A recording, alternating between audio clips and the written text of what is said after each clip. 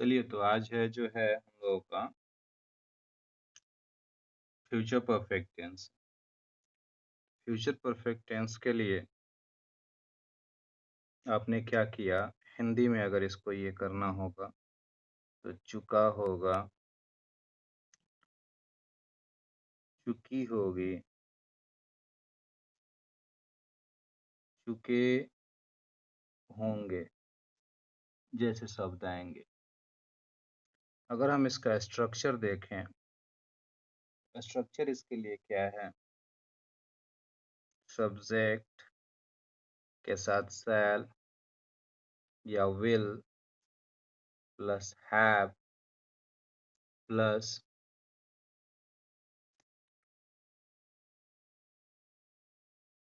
Verb three plus object. जैसे example हम देख सकते हैं, I shall have bought a car, या she will have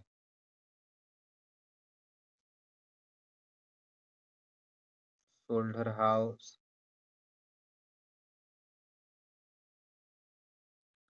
they will have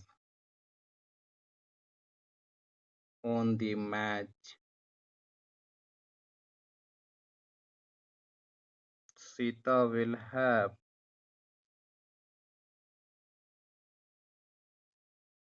married to Syam। यहाँ इसमें आपको ध्यान ये देना है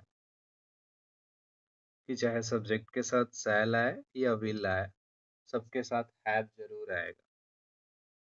अगर हम इसका नेगेटिव बनाएंगे तो नेगेटिव जो स्ट्रक्चर होगा वो हो जाएगा सब्जेक्ट के साथ शैल या विल, तब नॉट, शैल विल के साथ नॉट, नॉट के साथ हैव, देन वर्ब थ्री, उसके बाद object.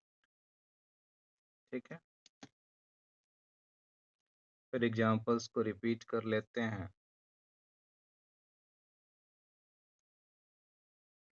I shall not have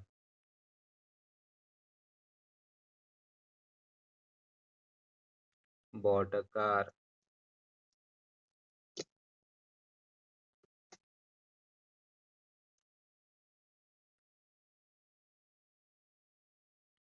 she will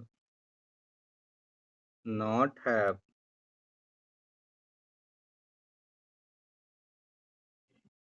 sold her house,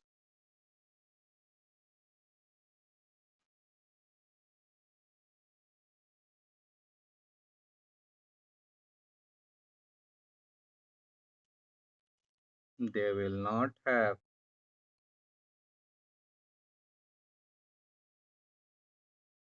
won the match, और last, Sita will not have married to Syam। अगर आप shall और not को कंबाइन करेंगे तो वो हो जाएगा शांट, और अगर आप will और not को कंबाइन करेंगे तो वो हो जाएगा won't।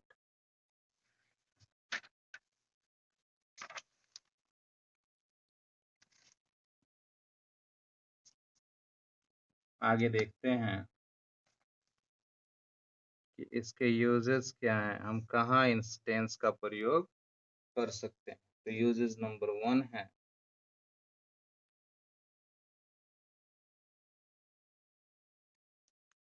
to express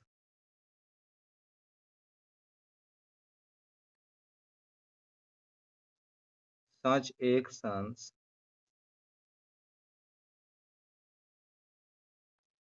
which will be completed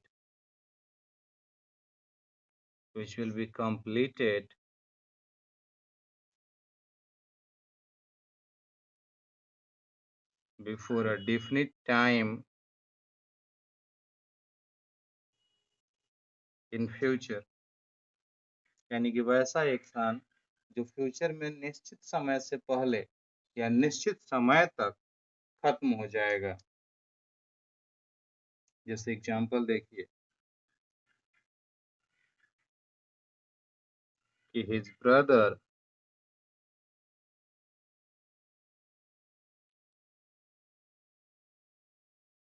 will have finished the work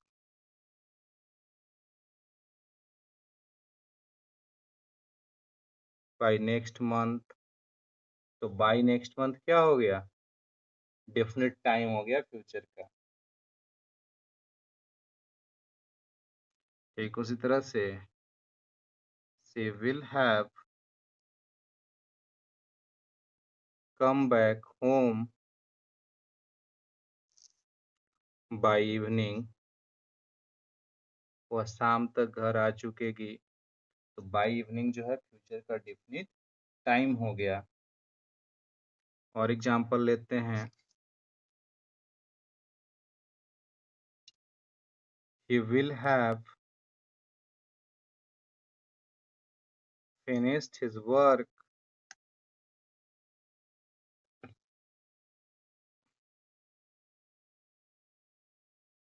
before Monday।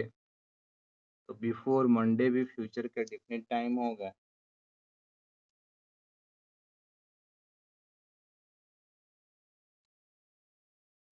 by this time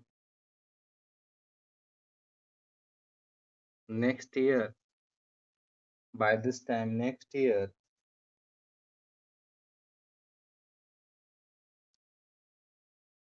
I shall have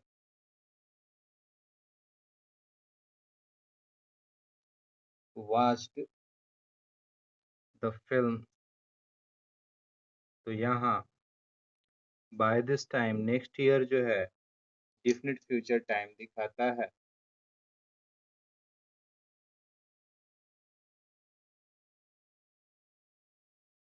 note,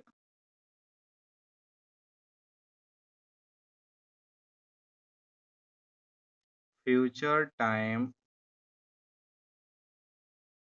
denoting adverb.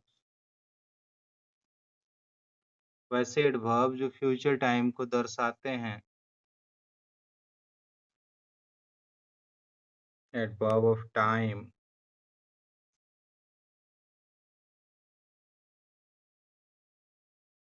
are generally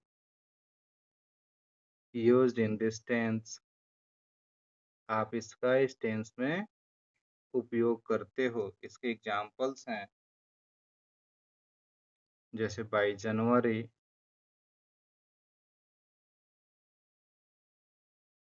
by Monday,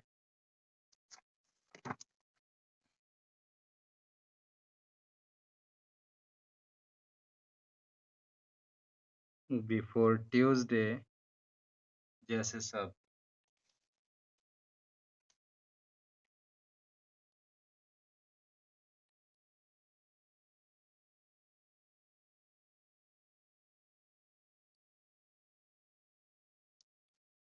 rule number 2 है, it is used to express, यानी कि इस tense का उपयोग करके हम व्यक्त करेंगे, एक्सप्रेस करेंगे लाइक्लीहुड को, किसी काम के होने की संभावना को, या इन्फरेंस को, INFERENCE, इन्फरेंस को, दैट मीन्स कि अनुमान को व्यक्त करेंगे। ठीक है। इन सच कंडीशन, ऐसी स्थिति में होता क्या है कि जो इन्फ्रेंस होगा, दैट मीन्स कि जो अनुमान होगा किसी काम के करने होने का,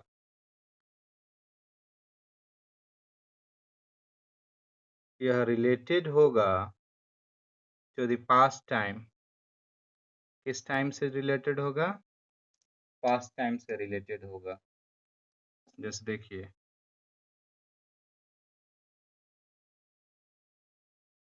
you will have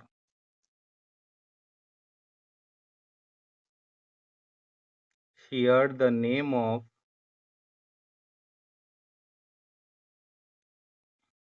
Mother Teresa,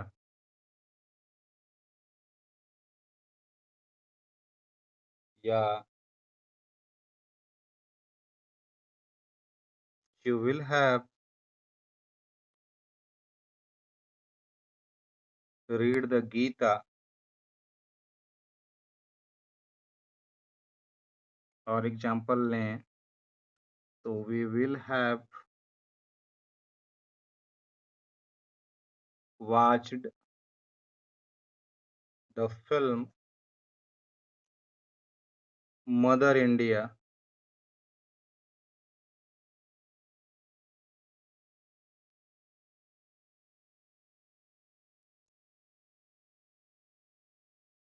rule number 3 है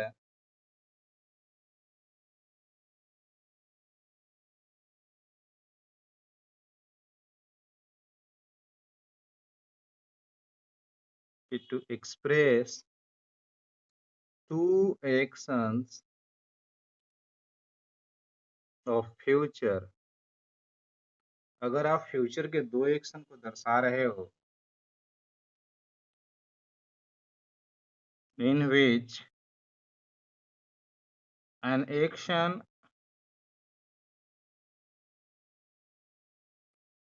completes before the other, और ऐसे दर्शा रहे हो कि एक काम दूसरे काम से पहले खत्म हो, तो जो पहले खत्म होगा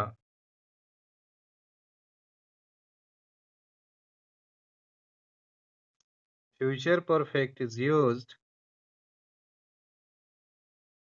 for the first action, जो काम पहले खत्म होगा उसके लिए फ्यूचर परफेक्ट का उपयोग करेंगे, एंड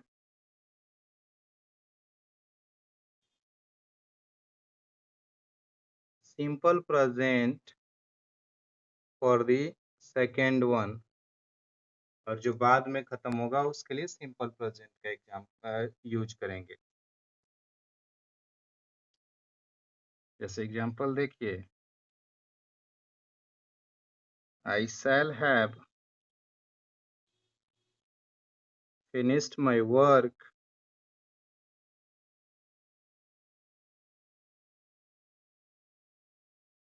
बिफोर यू कम, तो ये पहले खत्म हुआ है, तो इसमें फ्यूचर परफेक्ट टेंस का यूज हुआ है, ये बाद में हो रहा है, इसलिए इसमें सिंपल प्रेजेंट का यूज हुआ है। उसका एग्जांपल है कि the plants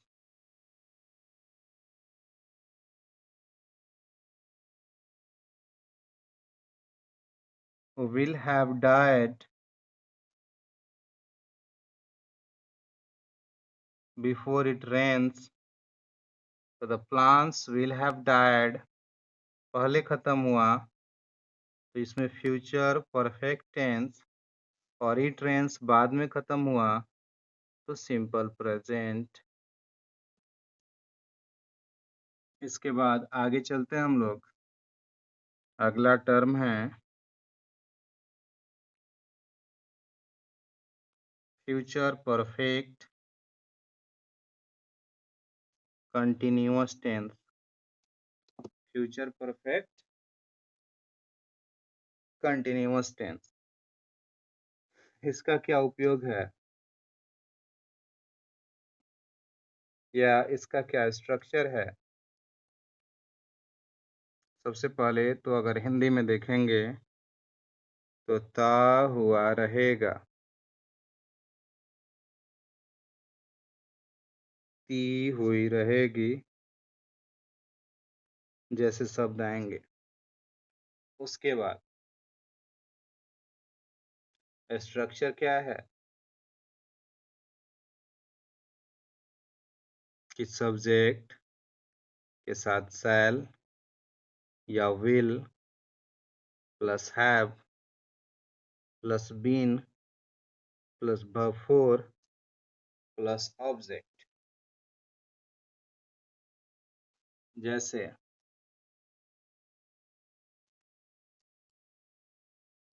they will have been teaching English, वह इंग्लिश पढ़ाते हुए रहेंगे। या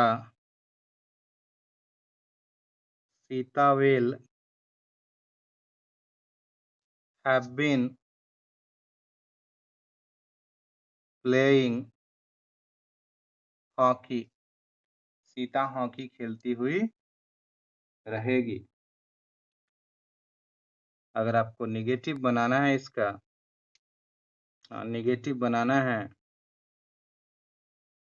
तो क्या करेंगे? तो निगेटिव बनाने के लिए जो है हमको करना होगा कि सब्जेक्ट के साथ शैल या विल, शैल विल ले लिए, फिर नॉट, फिर हैव, फिर बीन, फिर वर्ब फोर, फिर ऑब्जेक्ट। यानी कि नॉट जो होगा शैल विल और हैव के बीच में आएगा। एग्जाम्पल देख लीजिए।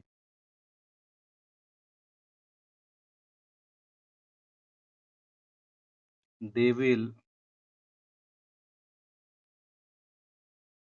not have been teaching English।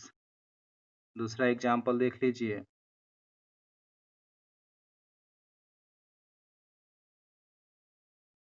Sita will not have been playing hockey।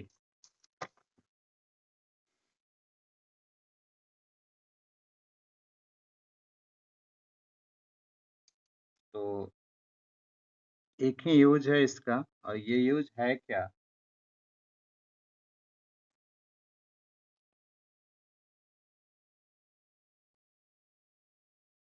कि to express such future actions, वैसे फ्यूचर एक्शंस को दर्शाने के लिए which will continue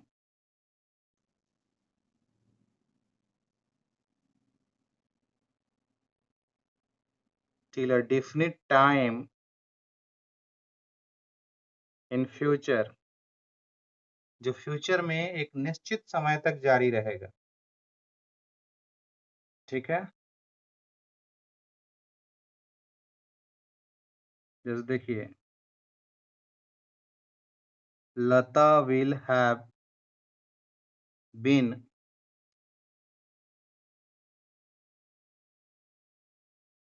singing from morning, Lata morning से गाती रहेगी। दूसरा,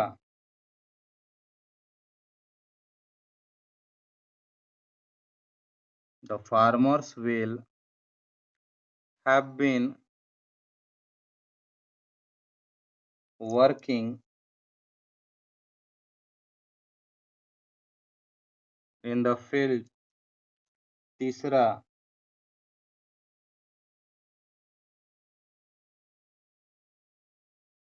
he will have been playing cricket for 2 days। और अगला है, एक और एग्जांपल ले लीजिए।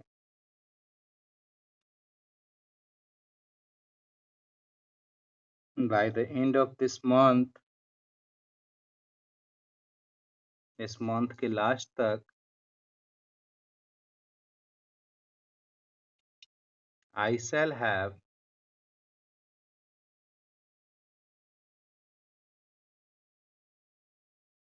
been teaching here for 5 years। Notes हैं, आप देख लीजिए। 1 नंबर में by plus time expressing words, by के साथ टाइम एक्सप्रेसिंग वर्ड जो है उसका generally used in this tense, इस टेंस में प्रयोग होता है। दूसरा है